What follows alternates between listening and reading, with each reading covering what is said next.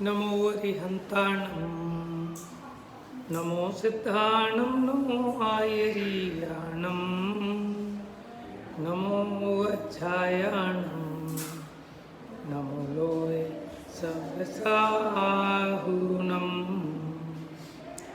एष सुरासुरमणुसं वन्दितं धोदघायिकं ममलं प्रणमामि वड्डमाणं तित्थं धम्मस्य कर्तारम्।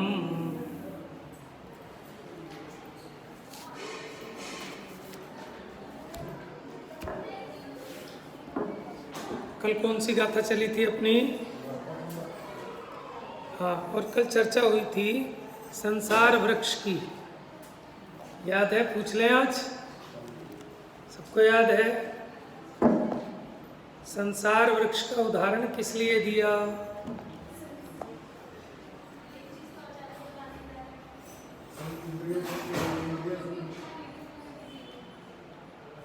थी ना, इंद्रिय सुखों से। अच्छा, ये मधुमक्खी हैं, ये जितने भी परिजन हैं ना, ये सब मधुमक्खी हैं। ये मधुमक्खी की तरह काटते और नोचते रहते हैं। आचार्यों ने लिखा है, गिद्धों की टोली है। ये जितने स्त्री परिवार कुटुंब हैं, इनको आचार्यों ने लिखा ठगों की टोली। ये गिद्धों की तरह नोचते हैं। बच्चा कहते हैं पापा पापा पापा, मुझे ये चाहिए ये चाहिए। समझ में आया? पत्नी कहती है ये नहीं हुआ वो नहीं हुआ। ऐसी सबके लिए लगा लेना एक दूसरे पर। समझ में आया? तो यही मधुमक्खी हैं। लेकिन इन्हीं से कल्पना करता है कि इंद्रिय सुख थोड़ा सा मिल गया तो मधुबिंदु, उसी के लोभ में बस अभी थोड़ा और थोड़ा और। वही बच्चे जिनसे परेशान हैं, उन्हीं के कारण ये कुछ छोड़ नहीं पाता और कहता है कि दुखी है ना? तो ये जो संसार वृक्ष है, ये संसार के स्वरूप को दिखाने वाला है कि संसार में भी ऐसे ही है। बस दुख तो इतना है और सुख कितना, और वो भी काल्पनिक, वो भी सच्चा नहीं, पारमार्थिक नहीं, काल्पनिक है।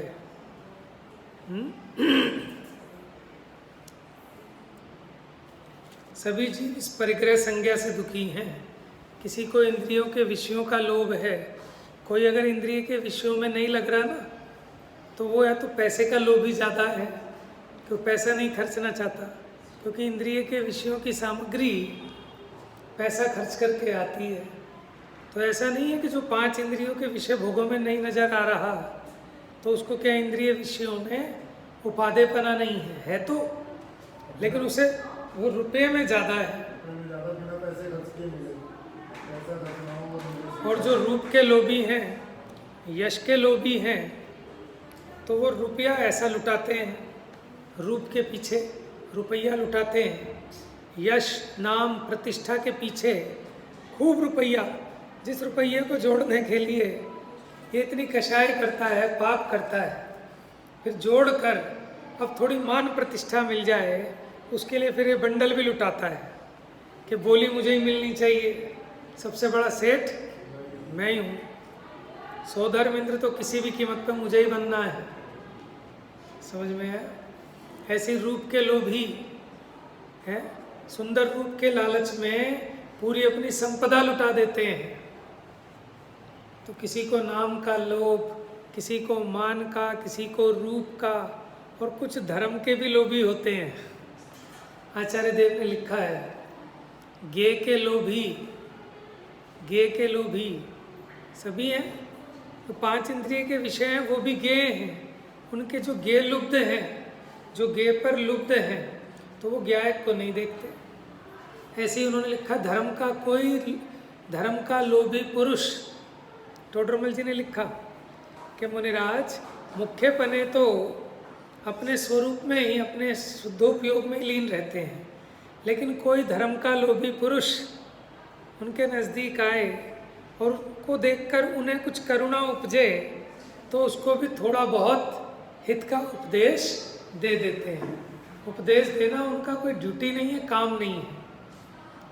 लेकिन कोई धर्म का लोभी पुरुष दिखे, ये नहीं कि पकड़ पकड़ के मार मार के आपको मुल्ला बनाए, कि कोई धर्म का लोभी पुरुष, उसे देखकर उन्हें करुणा उपजती है तो कुछ थोड़ा बहुत उसके हित का उपदेश देते हैं।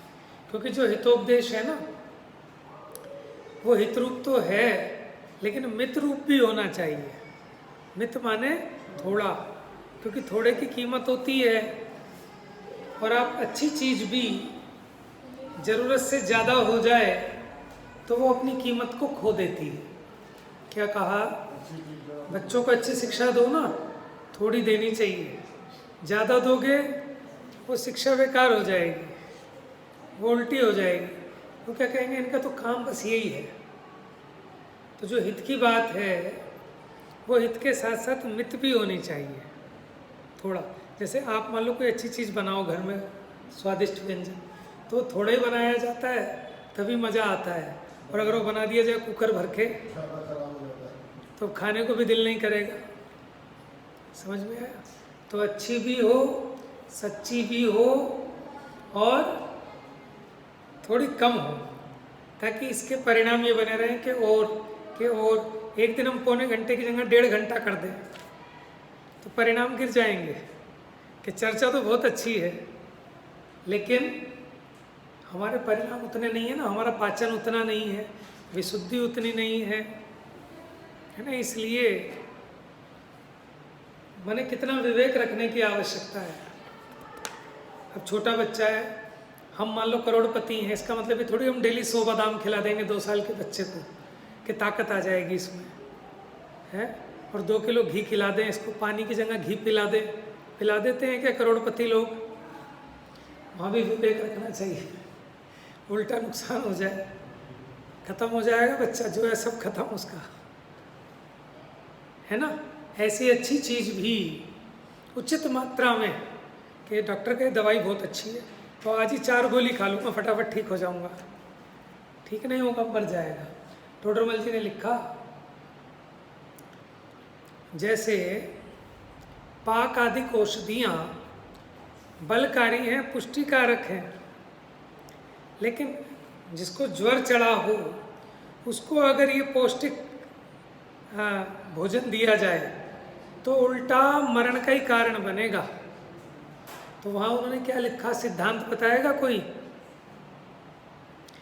जैसे ऊंचा धर्म, मुनि धर्म बहुत भला है, लेकिन जिसके रागादिक ना घटे हों और वो ऊंचा धर्म धारण कर ले तो जो ग्रस्त धर्म निपटा था ना उसका, उससे भी जाके भ्रष्ट हो जाएगा। इसलिए अल्प लेप से बचने के चक्कर में ऐसा ना हो कि बहुत लेप कर ले।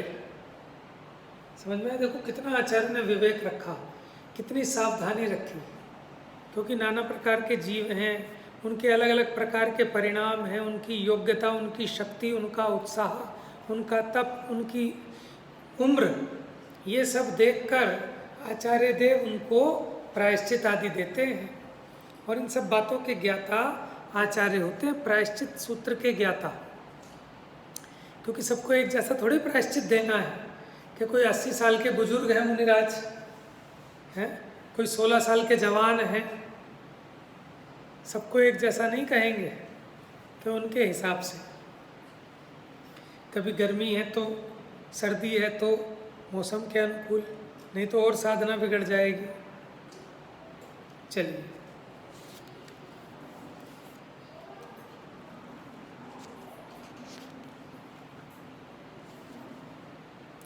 तो हमारी बात ये चली थी, गाथा 72 चलेगी अभी। 71 गाथा में अंत में ये कहा था कि देव भी दुखी हैं। क्या कह रहे हैं? देव भी दुखी हैं। और आप कहते हो कि पुण्य से, इंद्रिय विषयों की सामग्री से सुख होता है, तो उनसे ज़्यादा इंद्रिय सुख तो और किसी के पास हो नहीं सकता, देवों के पास सबसे उत्कृष्ट है। जब वो भी दुखी हैं तो फिर हम तुम कहाँ से सुखी होंगे? आप ये कैसे कहते हो कि वे दुखी हैं? कि देख लो कि अगर दुखी नहीं होते तो 5 इंद्रिय के विषयों में, माने कैसे वो 5 इंद्रिय के विषय, माने घृणा उपजाने वाले हैं, फिर भी उनमें रवन करते हैं। समझ में है? जैसे सुअर वो कीचड़ में लेटता है?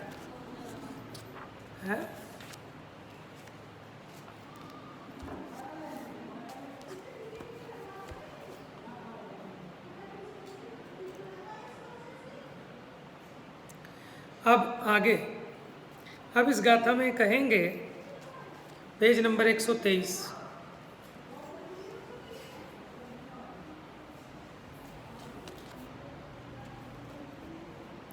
इस प्रकार युक्ति पूर्वक इंद्रिय सुख को दुख रूप प्रकट करके, अभी पीछे वाली गाथा में कहा ना कि जो इंद्रिय सुख है उसको कैसे सिद्ध किया, क्योंकि जिनके आप सुख मानते हो वो भी इन इंद्रिय की वेदना से पीड़ित हैं।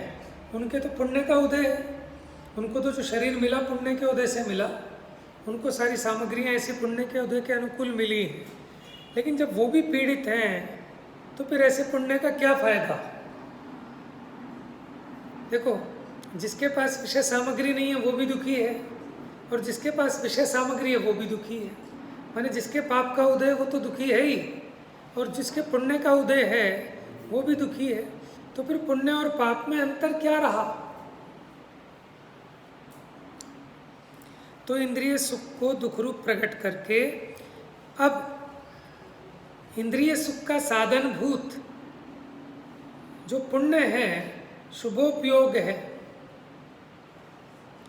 और दुख का साधन भूत जो अशुभोपयोग है, पाप को उत्पन्न करने वाला, तो उनमें भी कोई अंतर नहीं है, ये प्रकट करते हैं।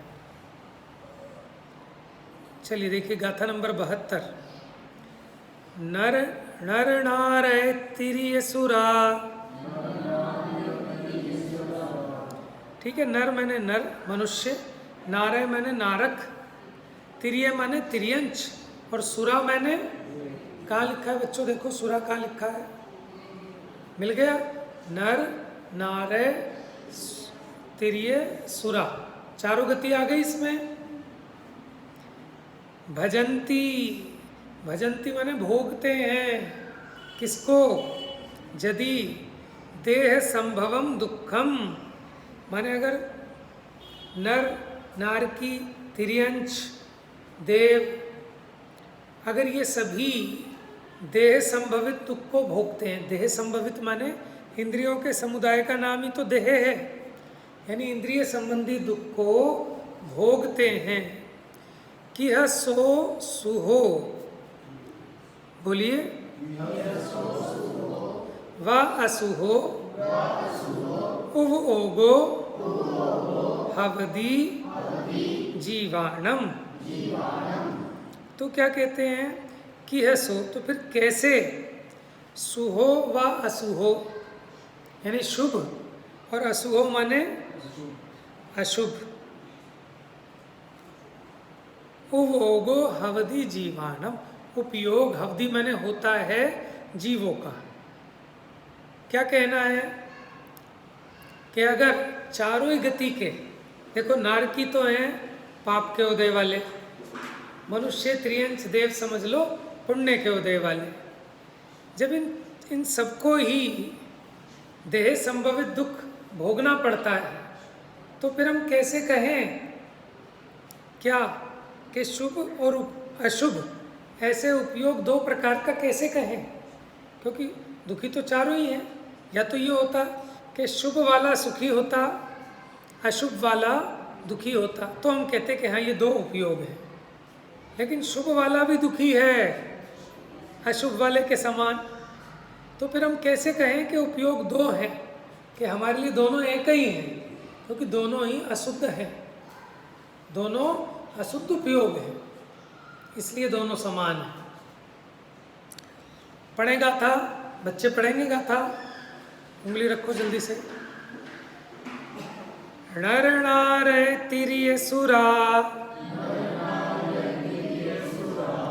भजन्ति यदि देह संभवम दुखम,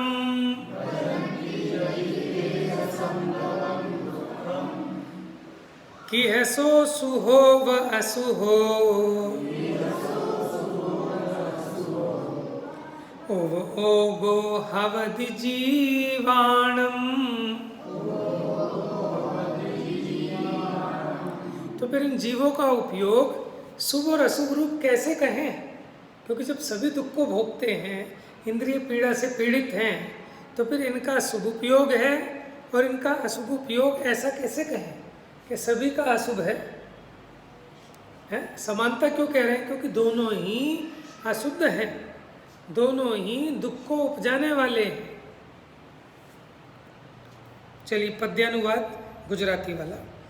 तेरी अंच नारद सुर नरो जो देहगत दुख अनुभवे, तो जीवनो उपयोग है शुभ ने अशुभ कैरी। फिर ये कैसे है शुभ और अशुभ? जब वो सबके सब इंद्रियों की पीड़ा से पीड़ित हैं, यानी देहगत दुख, यानी कि चोट लग गई, कि सिर दर्द हो रहा है, ये नहीं। 5 इंद्रियों के विषयों को भोगने की जो वांछा है उससे दुखी है वो। ठीक है, डॉक्टर साहब वाला पद्यानुवाद। नर नार की तिरी अंच सुर यदि देह संभव दुख को अनुभव करें, तो फिर कहो उपयोग कैसे शुभ अशुभ। माने अमीर आदमी भी उसी लाइन में लग रहा है खाना खाने के लिए, और गरीब आदमी भी उसी लाइन में लग रहा है, तो फिर ये काहे का अमीर और गरीब? क्या अंतर है?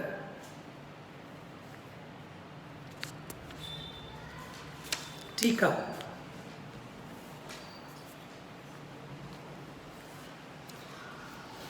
देखो युक्ति से सिद्ध कर रहे हैं, यदि शुभोपयोग जन्य माने शुभोपयोग से जन्य माने जनित उत्पन्न होने वाला उदयगत पुण्य की संपत्ति वाले देवादिक,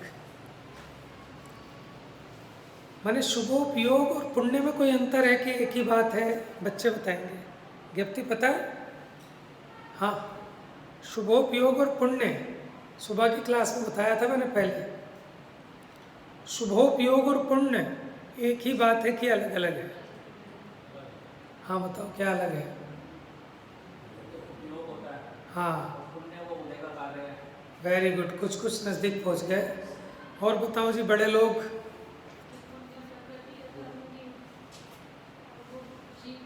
वेरी गुड, जो शुभोपयोग है वो जीव का परिणाम है, और जो पुण्य है वो कर्म की प्रकृति है।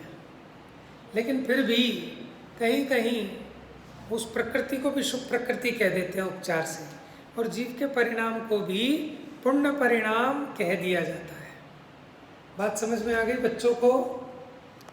शुभ भाव, शुभ उपयोग ये होता है जीव का, और पुण्य ये होती है कर्म की प्रकृति। लेकिन फिर भी चलता है आपस में लेन देन, मिला मिलो के कह देते हैं। परिणामों को भी पुण्य कह देते हैं, प्रकृति को भी शुभ अशुभ कह देते हैं। ठीक है, यहाँ जो लिखा ना, इससे देखो डिफरेंस आपको समझ में आएगा। शुभोपयोग जन्य उदयगत पुण्य की संपत्ति वाले। शुभोपयोग यानी जीव ने अपना शुभ परिणाम किया, अब उसके फल में पुण्य का उदय आया, माने पुण्य प्रकृति का उदय आया। उससे क्या मिली? उसको संपत्ति मिली। कौन? किसको? देवादिक। तो देवादिक में कौन कौन ले लेना? हाँ, नार की छोड़ देना, क्योंकि उनके तो पुण्य का उदय ही नहीं है। देव, मनुष्य और त्रियंश, देवादिक आदिक।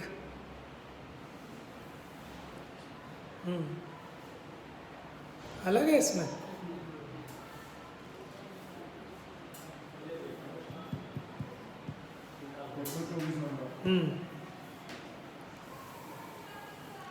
देखो जरा ध्यान से, यदि शुभोपयोग जन्य उदयगत पुण्य की संपत्ति वाले देवादिक और अशुभोपयोग जन्य उदयगत पाप की आपदा वाले नरकादिक, उन्हें तो संपत्ति मिली पुण्य के उदय में, और इन्हें विपत्ति मिली पाप के उदय में।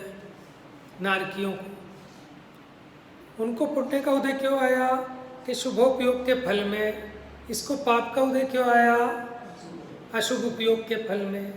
पाप के उदय में इसको मिली विपत्तियां, आपदा नारकी को, उनको पुण्य के उदय में मिली देवादिक को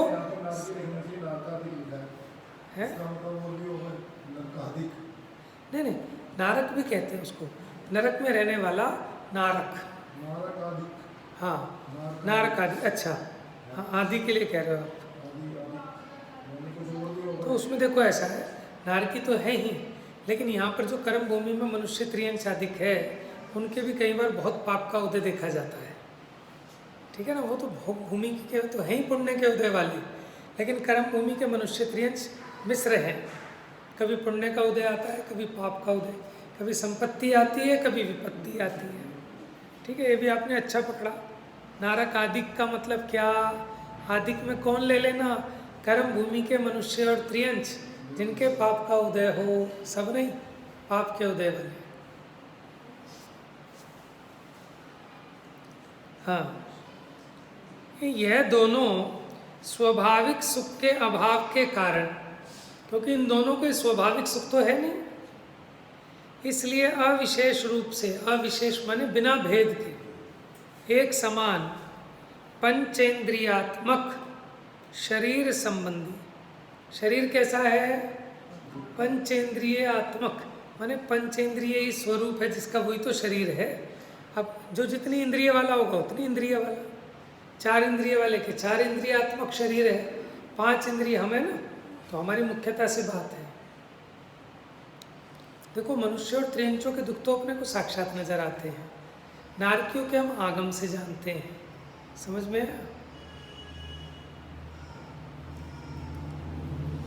अब देव इस काल में आते नहीं हैं, जिस काल में आते थे तो देवों का सुख अलग ही नजर आता था जीवों को। आते थे ना पहले जन्म कल्याण आदि मनाने, ठीक है, और वैसे भी आवागमन चालू था। वैमानिक देव नहीं आते, बाकी तो आपके आसपास बैठे हैं सब, व्यंतर सब है ना, व्यंतर वगैरह तो खूब यही मध्यलोक में रहते हैं, व्यंतर भवनवासी, और ज्योतिषी भी मध्यलोक में दिख रहे हैं आपको, सूर्य चंद्रमा आदि के जो हैं सब। तो जो वैमानिक है उनका आवागमन अभी बंद है, क्यों, इतने पुण्य वाले जीव ही नहीं है जिनके लिए वो आए। किन के लिए आते थे वो, तीर्थंकर आदि महापुरुष, चक्रवर्ती आदि शलाका पुरुष, अब वो है ही नहीं उतने पुण्य के धारी, तो वो क्यों आएंगे। समझ में आया?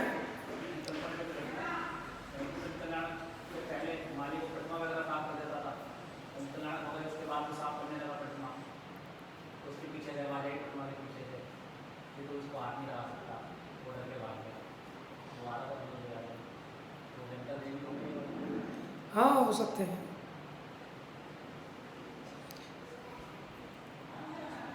तो हमने तो कहीं ऐसा भी पढ़ा, जैसे मंदिर अधिक होते हैं ना, तो उनमें घंटा इसलिए भी है कि जो व्यंतर आदि हैं वो देव भगवान की आराधना वगैरह करते हैं, ठीक है ना, तो घंटा बजाया तो उनको भी हो गया कि हाँ हमारे कोई पीछे से आ रहा है।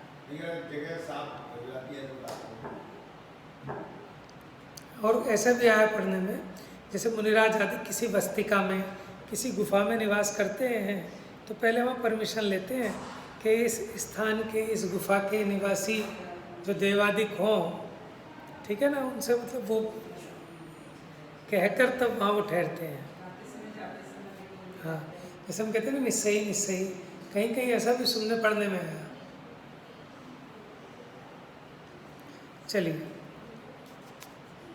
तो खैर हम यही कह रहे हैं कि दोनों स्वाभाविक सुख के अभाव के कारण समान रूप से पंचेंद्रियात्मक शरीर संबंधी दुख का ही अनुभव करते हैं, इंद्रियों की पीड़ा का ही अनुभव करते हैं। जैसे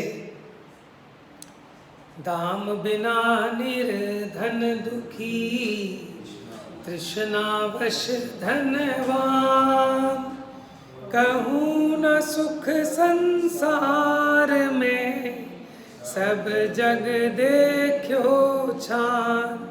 सारा जग छान मारा कि जगत का स्वरूप ही दुख रूप है, और है ना, चहूँ गति दुख जीव भरे है, परिवर्तन पंच करे है।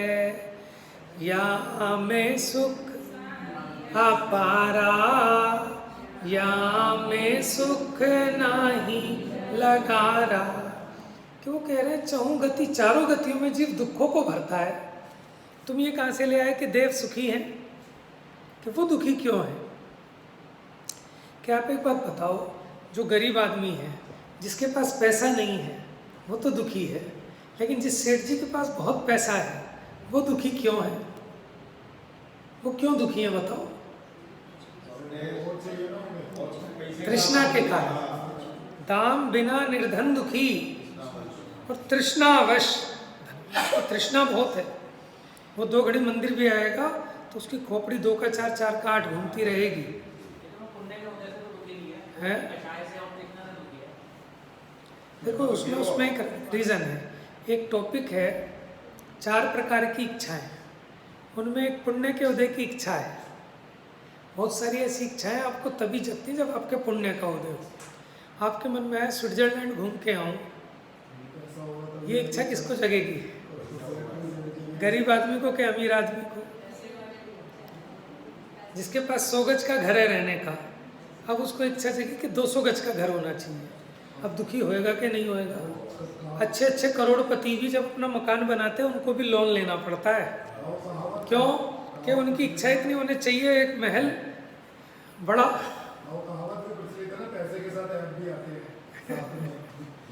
समझ में आया? तो दुखी तो ये भी वैसे ही है जैसे वो व्यक्ति है। वो इसलिए दुखी है कि मैं कभी बम्बई नहीं घूम पाया, ये इसलिए दुखी है कि मैं स्विट्जरलैंड नहीं जा पा रहा हूँ। दुख तो बराबर हो रहा है। समझ में आया? वो ये सोचता है आज मैं 100 रुपये नहीं कमा पाया, वो सोचता है आज 1 ही करोड़ कमा पाया, मेरा टारगेट 2 करोड़ कमाने का था। तो है कि नहीं दुख पुण्य के उदय में जो उसको मिला? हाँ, स्वाभाविक सुख वो होता है।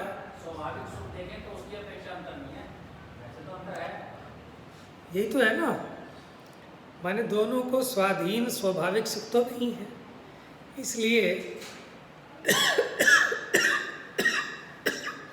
दोनों दुखी हैं।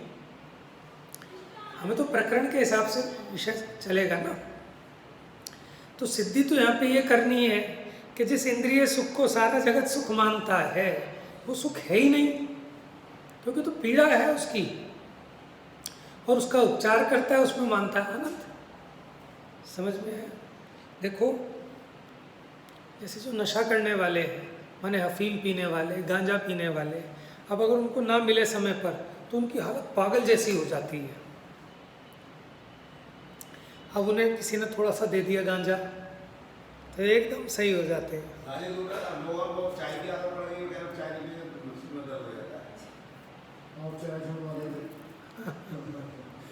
है ना? कई सारे हैं ऐसे हमारे उसमें बिना चाय के पागल हो जाते हैं। तो आप ये देखो ना, हमारी बॉडी कितनी ज़्यादा उस पर डिपेंड हो गई, बहुत ज़्यादा डिपेंड हो गई, है नहीं? बहुत ज़्यादा हो गई। तो वो तो बहुत घातक चीज़ है पराधीनता। पराधीनता तो किसी चीज़ की नहीं रखना। ये तो चाय है, अगर दूध पीने की भी आपको लत पड़ जाए तो वो भी आपके सिर दर्द होने लगेगा। समझ में आया? लेकिन नॉर्मली दूध की लत पड़ती नहीं है, चाय में क्योंकि वो निकोटिन है जिसके कारण उसकी लत पड़ जाती है। समझ में आया?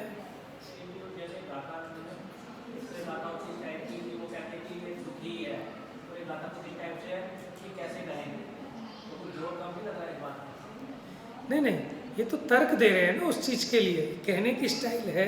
अब यहाँ ये सिद्ध कर रहे हैं कि हम शुभ और अशुभ में अंतर कैसे कहें, कि जब दोनों ही जो जिनका बहुत शुभ का उदय ऐसे देव वो भी इंद्रियों की पीड़ा से पीड़ित है, और जिनके पाप का उदय है ऐसे नारक आदि वो भी दुखी हैं।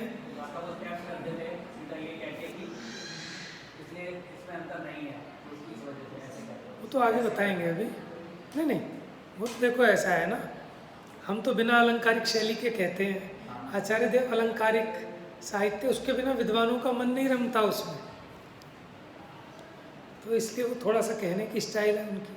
उसको दुख तो हर कोई मान लेता है और सुख मानने वाले नहीं है, इसलिए कहा किसको? उनको दुख, नरक को तो दुख हर कोई मान ही लेता है, और देवों को सुख मानने वाले नहीं है, इसलिए इस शैली में कहा होगा, इसलिए नहीं, सब मानते हैं कि देवों को सुख है। हमने तो यह सिद्ध किया कि जब देव भी दुखी हैं इंद्रियों की चाह की आग में, तो काहे के सुखी? और जितनी ज़्यादा मिलती है उतनी तृष्णा बढ़ती है। जैसे जो अग्नि जल रही है, उस अग्नि में जितना घी डालोगे उतनी आग ज़्यादा भभकेगी, क्योंकि वो जो घी है उसमें घी का डालना उसके बुझाने का साधन नहीं है। उसी प्रकार आपको जो इंद्रियों के विषयों की सामग्री मिली, ये उस चाह को शांत नहीं करती और ज़्यादा बढ़ाती है।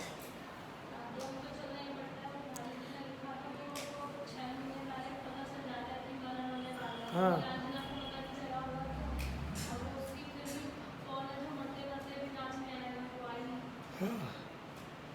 लेकिन अभी तो हमें यहाँ सिद्ध करना है कि वो अपने आप से दुखी हैं। काहे से? इंद्रियों की इच्छा से। इच्छा तो उनको भी है। तो इसलिए आप ये मत समझना कि अगर आपके बहुत पुण्य का उदय आ जाएगा, आपको ये सामग्री मिल जाए तो आप सुखी हो जाओगे। क्योंकि आगे अभी एक गाथा और आने वाली है कि जितनी सामग्री मिलती है ना, वो सामग्री अब उसको भोगने की इच्छा पैदा करती है। क्या कह रहे हैं? जितनी सामग्री मिलती है उससे क्या होता है, जीव की भोगने की इच्छा ही बढ़ती है। जिनके पास ज़्यादा पैसा है उनके एक अलग प्रकार की खुजली लगी रहती है कि भाई एक टूर तो करके ही आना है, यूरोप का या कहीं का, शॉपिंग तो करनी है हफ्ते में एक दिन। अब ये खुजली गरीब आदमी को तो नहीं है, लेकिन उनको है। समझ में आया? कहीं जब तक 20-30 हज़ार रुपये खर्च ना कर लें संडे वाले दिन, उनको चैन नहीं पड़ती। अभी जो उनकी इच्छा जग रही है, उनके पुण्य के उदय से उनके पास ऐसी व्यवस्था है, तभी तो लग रही है। नहीं होती तो क्यों लगती? देखो, जब हम छोटे थे हमें एक इच्छा थी साइकिल की। जब साइकिल आ गई और थोड़ी सी पैसे आ गए तो इच्छा लग गई कि स्कूटर ले लें, एक सेकंड हैंड। फिर और थोड़ा पुण्य का उदय आया, ठीक है, थोड़ा सा इस लायक हो गए तो इच्छा से कि अब नई बाइक लेंगे। अब उस इच्छा से जब तक ली नहीं गई तो महीने 2 महीने तो दुखी रहते हैं ना, है? फिर और थोड़ा इसका पुण्य का उदय आया तो फिर उस पुण्य के उदय ने क्या किया, इसको शांति पहुंचाई कि इसकी इच्छा को और बढ़ाया। फिर कार की इच्छा हो गई। अब और पुण्य का उदय हो जाए तो ये ऐसी छोटी कार नहीं, बड़ी कार। समझ में आया? और पुण्य का उदय आ जाए तो अपना प्राइवेट जेट खरीदेंगे, प्लेन खरीदेंगे। तो ये क्या कर रहा है पुण्य का उदय? आपको बताओ। अज्ञानी को तो पुण्य का उदय, पाप का उदय सब बेकार है। समझ में आया? मैंने कितने अच्छे तरीके से आचार्य देव ये जीव को समझा रहे हैं कि जिस सुख के पीछे तू पागल है उससे सुख नहीं है, वो भी दुखी है। और उसका जो कारण है पुण्य, वो भी कैसे सुख का कारण हो सकता है? वो भी दुख का ही कारण है। इसलिए पुण्य पाप का चक्कर छोड़ और पुण्य पाप से पार निज आत्म का धर्म है ना, वो वीतराग भाव, उसको प्रकट कर उसकी उपासना कर।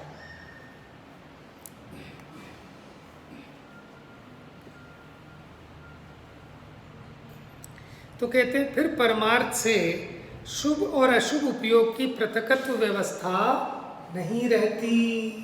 देखो, जो बेचारा सरकारी स्कूल से पढ़ा वो भी बेरोजगार बैठा है, और जो नंबर 1 बढ़िया स्कूल से पढ़ा लिखा वो भी बेरोजगार बैठा है।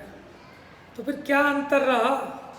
एक तो इसलिए बेरोजगार है उसे कोई नौकरी नहीं देता, और दूसरा इसलिए बेरोजगार है उसे वो जचती नहीं जो नौकरी मिलती है। तो फिर क्या अंतर रहा दोनों में? जब दोनों ही आज बेरोजगार बैठे हैं, दोनों ही भूखे बैठे हैं। एक तो इसलिए भूखा उसके पास कुछ खाने को नहीं है, क्या खाऊं। एक इसलिए नहीं खाता, क्या क्या खाऊं, वो इस चक्कर में नहीं खा पाता। तो फिर क्या अंतर पड़ा? समझ में आया? भावार्थ, शुभोपयोग जन्य पुण्य के फल रूप में देवादिक की संपदाएं मिलती हैं, और अशुभोपयोग जन्य पाप के फल में नारक आदि की आपदाएं मिलती हैं। तो सिद्धांत बता दिया आपको। किंतु अब आपको युक्ति दे रहे हैं, वे देवादिक तथा नारकादिक दोनों परमार्थ से दुखी ही हैं। इस प्रकार दोनों का फल समान होने से शुभोपयोग और अशुभोपयोग दोनों परमार्थ से समान ही हैं।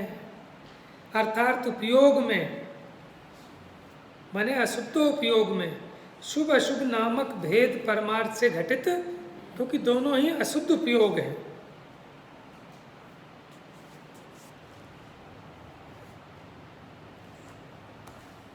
तो इस प्रकार ये गाथा 72 पूरी हुई।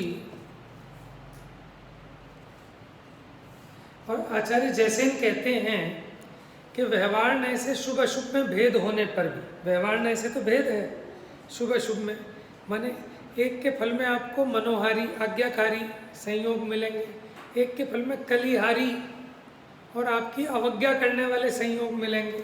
तो इस अपेक्षा तो अंतर है।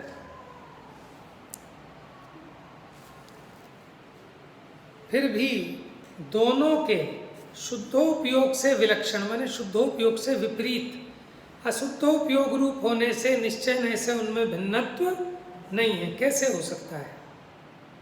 ठीक है, माने स्टाइल होती है समझाने की। ऐसे कहें कि भिन्नत्व नहीं है, इसकी जगह भिन्नत्व कैसे हो सकते हैं, आपको सोचने पे मजबूर कर रहे हैं। ये स्टाइल होती है कि आप सोचो ना कैसे हो सकते हैं, प्रश्न चिन्ह लगाना।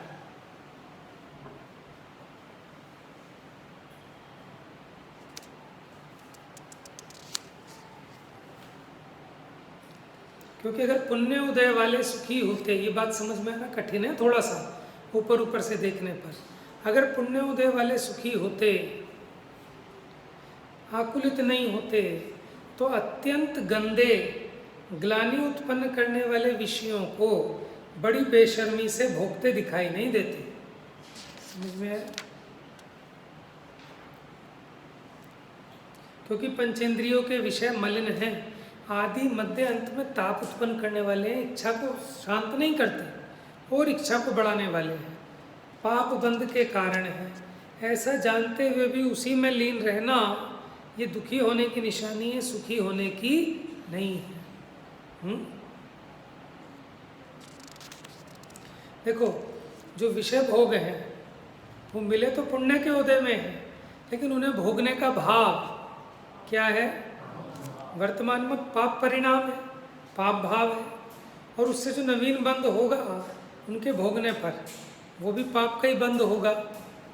समझ में आया? बस इतना है कि 5 इंद्रिय के विषयों की उपलब्धि जो होती है उसमें पुण्य का उदय निमित्त है।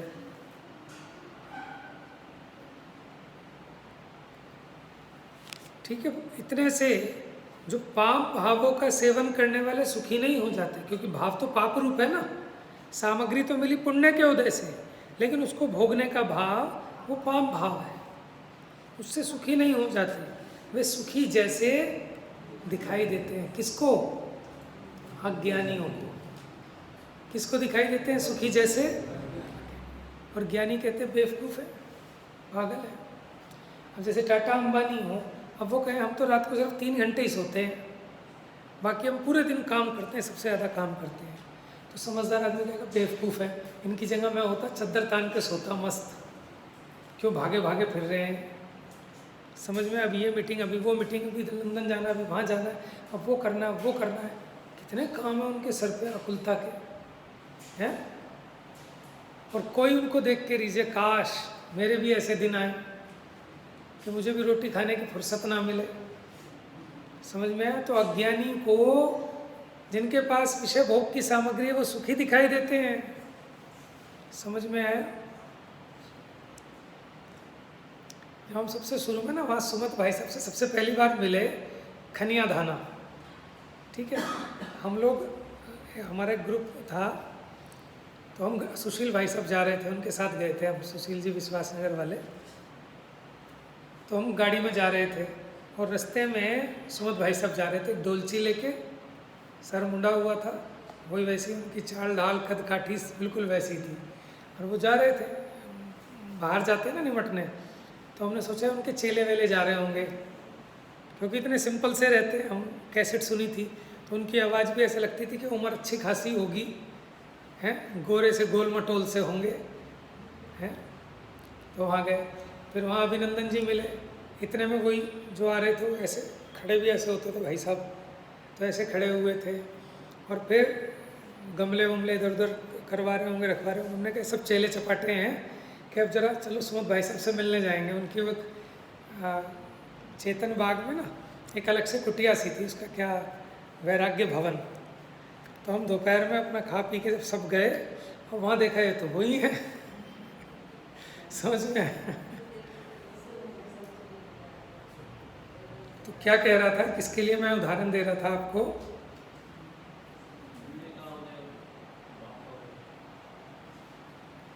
लोगों की जो ज़्यादा मेहनत करते हैं, ज़्यादा हाँ। तो जब हमने उन्हें देखा तो हमें ऐसा लगा मज़े तो इनके हैं ना, कोई टेंशन ना कुछ, अपना मौज जितना मर्जी अपना धर्म करो, कोई आकुलता नहीं। सब नए नए लगे थे तो नया नया उछाव ज़्यादा होता है, तो अपने को लगता था भाई हमें तो बंदी से हैं, फिर जाना पड़ेगा, काम धंधा करना है, ये करना। इनके मज़े हैं, इनके मज़े हैं। और किसी को लगता होगा है ना इनकी बीवी ना बच्चा, ना इन्हें कोई पूछने वाला ना करने वाला, अकेले भगवान जाने कैसे टाइम गुजारते होंगे, ना इनके रिश्तेदार ना कोई। देखने की दृष्टि है ना। किसी को लगेगा कि दुख रूप दशा है, जैसे मुनिराज को देखकर अज्ञानियों को क्या लगता है कि कितने दुखी हैं, और चक्रवर्ती जैसे ज्ञानियों को, सौधर्मेंद्र जैसों को लगता है कि चलते फिरते सिद्ध हैं, इनसे ज़्यादा सुखी कोई है ही नहीं, है ना दृष्टि का फेर। तो जो अज्ञानी है उन्हें पुण्य के उदय में जिन्हें विषयों की सामग्री प्राप्त है वो सुखी जैसे दिखाई देते हैं अज्ञानियों को। लेकिन जो ज्ञानी हैं उन्हें समझ में आता है, कह रहे इतना पैसा होने के बावजूद भी इतनी मेहनत कर रहे हैं, जब एक फैक्ट्री से इन पे इतना है कि अब कुछ करने की ज़रूरत नहीं, फिर 4 फैक्ट्रियाँ और खोल रहे हैं, तो कैसे मूर्ख हैं। और जो उनका विषयों का लोभी है वो कहता है यार कितने इनके तो मज़े हैं।